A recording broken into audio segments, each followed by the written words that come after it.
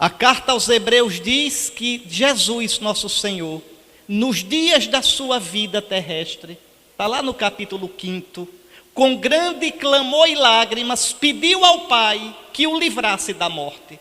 Jesus não queria morrer na cruz. Veja, e embora fosse o Filho, aprendeu a obedecer no sofrimento. Agora vocês sabem o que Jesus fazia rezando, buscando a vontade do Pai. Pai, seja feita a tua vontade. Sustenta-me, Pai. Veja, na vontade humana dele. Vejam, aprendeu a obedecer no sofrimento.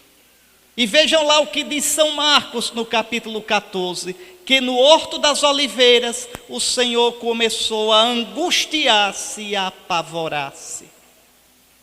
Pai, se esse cálice puder passar sem que eu beba, não se faça a minha vontade, mas a tua.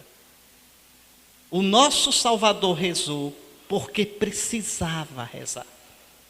Ao se fazer homem, ao ter uma vontade humana igual à nossa, ele precisou ajustar a sua vontade humana à vontade do Pai. É o que nós ouvimos agora nesse tempo do Natal, no capítulo 2 do Evangelho de São Lucas, que Jesus crescia em estatura, em sabedoria e em graça, em amizade com o Pai. Todos nós precisamos crescer assim como Jesus.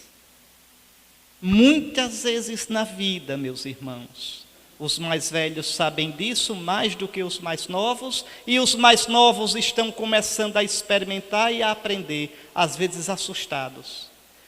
Muitas vezes na vida, vocês vão ver que a nossa vontade não é a de Deus. E que o nosso entendimento não é o de Deus. Como pode isso acontecer?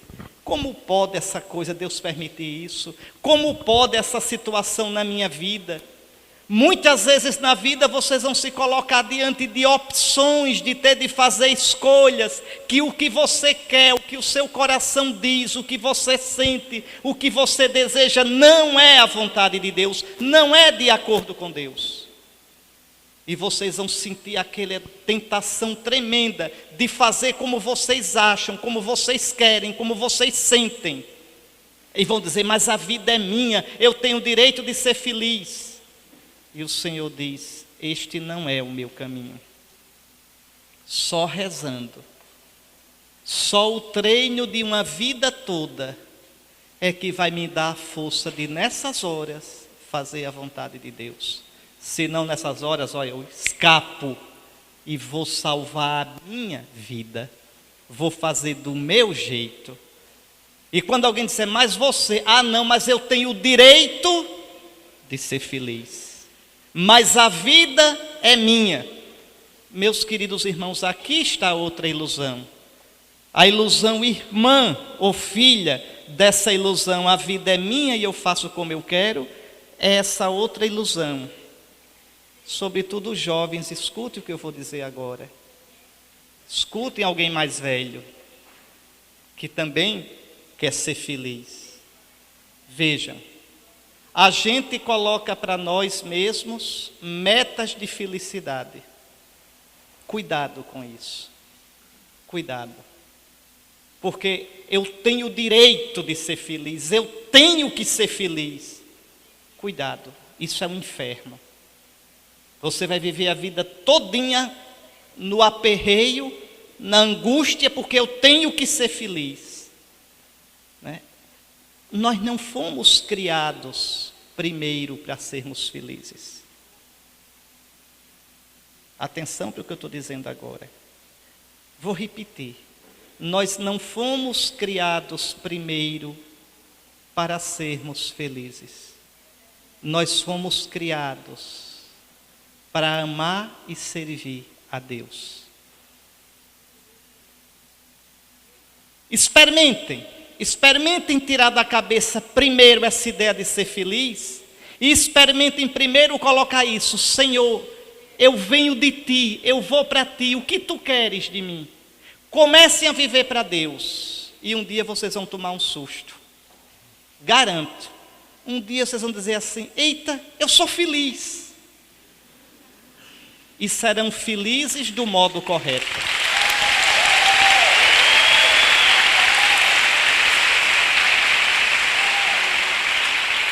Então vejam, existe uma busca da felicidade que é doentia, porque é centrada em si. Eu tenho que ser feliz. Então eu coloco metas de felicidade, tudo tem que sair como eu pensei, senão eu não sou feliz. E isso é um inferno. E tem o outro modo, vejam, eu buscar a Deus e nele ser feliz. Jesus disse isso: procurai o reino de Deus e a sua justiça. Quer dizer, a justiça de Deus é a vontade de Deus. E tudo mais vos será acrescentado. O que quer dizer isso? Quer dizer, procurem o essencial e vocês vão ter tudo mais como acréscimo, sem se apegar a nada. A nada. Posso ter tudo, mas não sou escravo de nada. E se me tirarem tudo, eu também não morro. Vejam, porque eu sou livre. Nosso Senhor disse isso. Nosso Senhor disse. Santa Teresinha tem uma frase que ela disse, veja, que para mim, se a gente levasse a sério: quando esqueci de mim, fui feliz. Veja, o maior inferno é a gente viver centrado na gente. O maior inferno é a gente viver em função da gente. Por isso quem reza se salva de si próprio, apegado a si mesmo. Eu tenho que me afirmar, eu tenho que ser o primeiro, as coisas têm que sair como eu quero. Isso pode ser a mãe em casa, dominadora. Isso pode ser alguém manipulando os outros. Isso pode ser um chefe no seu serviço. Vejam, isso pode ser a gente com nossos amigos. Isso pode ser a gente no modo como a gente gerencia os nossos instintos. Não tem que ser como eu quero, tem que ser para me satisfazer. A vida assim é um inferno. Então, a oração é quem cura essas coisas. Porque rezar é derramar-se diante de Deus. Rezar é dizer: fala, Senhor, o teu servo escuta. Rezar me faz aos pouquinhos deixar que Deus seja Deus na minha vida. Por isso a oração tem que ser sempre e sem jamais desfalecer. Por quê? Então, por que a oração tem que ser repetida? Deus não sabe o que eu quero? Sabe. Deus não sabe o que eu preciso? Sabe. Não sabe tudo? Sabe. Mas a gente não sabe. Esse é o problema. O problema não é Deus. Santo Agostinho dizia na carta a Proba era uma cristã, uma monja, que pediu a Santo Agostinho alguns conselhos sobre a oração. E ele escreveu essa carta, que não é carta, é um livrinho, Carta a Proba. Então, um pequeno tratado sobre a oração. E ele diz lá: a oração não é para esclarecer, para informar Deus, é para formar o homem. Quando você reza, e quando você reza com insistência, você vai se abrindo para Deus. Você vai sendo educado, você vai tomando consciência de que Deus é Deus na sua vida. A oração não é para informar Deus, mas para formar o homem. Por isso rezar sempre. Rezar sempre para sempre desenvolver em você o sentido da presença de Deus, o sentido da dependência de Deus. Porque senão daqui a pouco você esquece. Eu sou bispo. Se eu não rezar sempre, daqui a pouco eu estou achando que sou o dono da diocese. Daqui a pouco, sem sentir, eu vou ter o gosto de dizer, olha, eu posso mexer com a vida das pessoas, transferir aquele padre, dar aquela ordem. Vejam, daqui a pouco eu estou ateu. O centro da minha vida sou eu. O meu ministério eu estarei usando para mim e não mais para a glória de Deus. Isso acontece conosco o tempo todo. Porque é o nosso pecado original, a nossa tendência, a minha tendência, a tendência de você é viver a vida em função de você. E só a oração cura você disso. A oração o tempo todo me reconecta, me reantena com Deus. A oração vai forçando que eu deixe Deus ser Deus na minha vida, como Jesus o Filho fez com o Pai. E quando chegou a hora da cruz, ele estava pronto. Faça-se, Pai, não a minha vontade, mas a tua. Se Jesus não tivesse rezado a vida toda. Vejam. Então, por isso nosso Senhor disse, rezar sempre e sem jamais desfalecer. Espero que isso tenha ficado claro. Mas ainda quero insistir ainda nesse pedaço. E como é que a gente reza? Quais são os tipos de oração? A oração, basicamente, ela pode ser vocal ou mental. Tá certo? Eu devo rezar sempre. Rezar quando? Sempre. Eu vou já explicar a vocês como é isso. Aquilo que São Paulo diz no capítulo 5º, versículo 17 da primeira carta aos Tessalonicenses. Tessalonicenses 5,17. Orai sem cessar. Danou-se, rezar sem cessar vai ficar doido. Não, fica santo. Agora, como é esse rezar sem cessar? Porque tem que ver aqui a qualidade da oração. Tá certo? Então, Santo Agostinho, vou logo dar uma dica. Santo Agostinho diz, a tua oração é o teu desejo. Se tu desejas Deus o dia todo, tu rezas o dia todo. Se tu traz no teu coração a santa lembrança, a santa memória de Deus, tu rezas o dia todo. Ontem eu recordava a vocês o preceito do apóstolo. Lembra-te de Jesus Cristo, ressuscitado dentre os mortos. O cristão nunca deveria esquecer nosso Senhor. Deus disse a Abraão, anda na minha presença e ser perfeito. Trazer sempre no coração a santa lembrança de Jesus. Sempre. E eu até dizia a vocês ontem, não é? Tenha uma imagem de Jesus. Uma imagem assim que seja o rosto de Jesus. Como vocês imaginam. E que leve no coração de vocês. Que nos vários acontecimentos da vida, nas alegrias, nas tristezas, nas angústias, vocês tenham aquela lembrança de Jesus. A oração vai provocando isso na gente.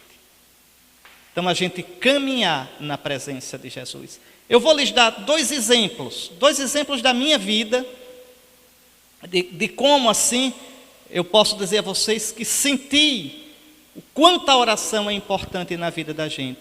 Um foi certa vez, já faz um certo tempo, uns 20 anos, minha avó, que teve um problema de vista, ela fez uma cirurgia de catarata e a cirurgia em um dos olhos não foi bem sucedida.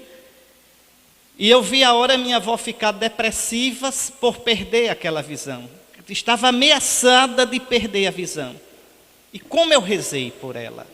Rezei muito, muito mesmo. Pedi a Santa Luzia, né, que é padroeira da visão. Bom, eu sei que depois minha avó ficou cega. E porque eu rezei, eu experimentei, mas com toda clareza, que a vontade de Deus era aquela.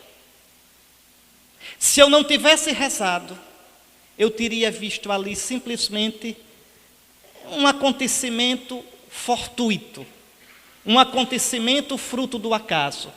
Mas porque eu rezei, eu pude dizer à vovó, mas do fundo do meu coração: voinha, aceite, porque Deus quis assim. E olhe que ela não se deprimiu e aceitou tranquilamente. Voinha, Deus quis assim. Repare, eu não mudei o desígnio de Deus. Rezando, Deus me educou. Rezando, Deus, veja, Deus não desceu ao meu nível. Rezando, Ele me elevou ao nível dele. Para que eu visse como Ele vê. Para que eu entenda que tudo nessa vida é fruto da vontade dele. E se ele permitiu assim, eu podia estar tranquilo, porque essa era a vontade dele.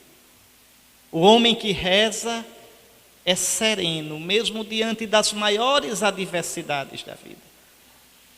Um outro exemplo, agora recente, eu perdi minha mãe, 4 meses atrás. Em 15 dias, minha mãe, que tinha uma saúde ótima, uma pessoa dinâmica, em 15 dias, minha mãe morreu. Veja, e o que a gente rezou, pedindo a recuperação dela. Mas é interessante, quando você reza, quando você tem uma vida de oração, você reza. Minha mãe se submeteu a uma cirurgia de 12 horas. Começou 10 para meia-noite e terminou meio-dia. Não é? Passei a noite rezando por ela, a noite toda em vigília, lá no meu quarto, esperando o resultado, acompanhando a cirurgia, rezando. Mas com aquela certeza que acontecesse o que acontecesse, ela estaria nas mãos de Deus. De modo que quando morreu, né, tanto eu quanto meus irmãos, meu pai, nós podemos dizer: nós não entregamos nossa mãe à morte. Nós entregamos a nossa mãe a ti, Senhor. Veja, e dizer muito obrigado. Isso você não consegue fazer sem rezar. Não consegue fazer sem rezar. A oração faz você ver com os olhos de Deus. A oração faz você sentir com o coração de Deus. Eu vou repetir o que eu já disse 3 vezes aqui. A oração faz com que você deixe que Deus seja Deus na sua vida. Quem não reza é ateu. Quem não reza pode ser gente de igreja, mas não é de Deus. Porque tudo tem que ser como eu quero, no meu tempo, na minha hora, do meu jeito. É ateu. Não serve para a glória de Deus. Rezar faz com que eu deixe Deus ser Deus na minha vida. Então, vamos lá. Eu disse que a oração pode ser vocal ou mental. Oração vocal é aquela oração que eu faço de cor, decorada. Pode ser só com a mente, rezar uma Ave Maria só com a mente é oração vocal. Tá certo? Uma jaculatória. Ó Maria concebida sem pecado, Jesus, misericórdia. São orações vocais. Tá certo? Orações de cor. Essa palavra em português é tão bonita, decorado. De cor, quer dizer, de coração. Tá certo? E essa oração é importante. E a oração mental é a oração que eu faço com os meus sentimentos, as minhas palavras. Tá certo? Até falando mesmo, mas se é uma oração improvisada, como a gente diz, oração espontânea, é oração mental. Está certo? E qual é a que vale mais?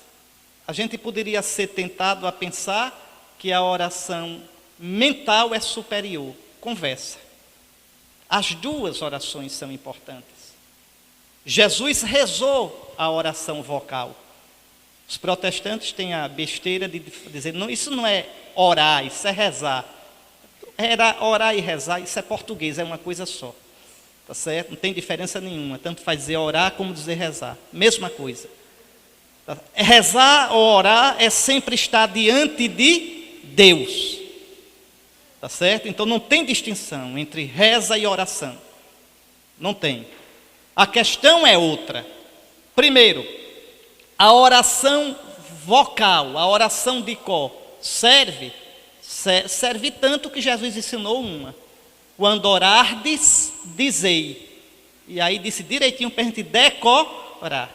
Por isso é errado, é um absurdo na missa ou em qualquer canto inventarem outro Pai Nosso. Jesus ensinou um, aí eu resolvo fazer um melhor do que Jesus, e aí invento um diferente. Ah, mas é tão bonito. É bonito, só é ilegítimo, ilegal e troncho. Jesus ensinou a dizer Pai Nosso, aí eu faço meu Pai não, Pai Nosso. Veja.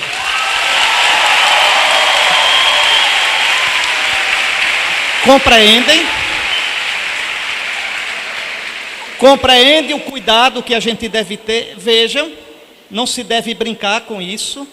Pai Nosso, Pão Nosso. Vejam. Então nosso Senhor ensinou uma oração vocal. E nosso Senhor e os judeus todinhos, e a Virgem Maria e os apóstolos rezaram orações vocais. Os salmos são orações vocais. Quantos salmos nosso Senhor não rezou de có? A gente rezar os salmos é entrar na oração de Jesus. Jesus na cruz reza um salmo. Meu Deus, por que me abandonaste? Lá vai um salmo. Jesus morre rezando o salmo. Veja, Pai, nas tuas mãos entrego o meu espírito. Salmo 30. Oração de có.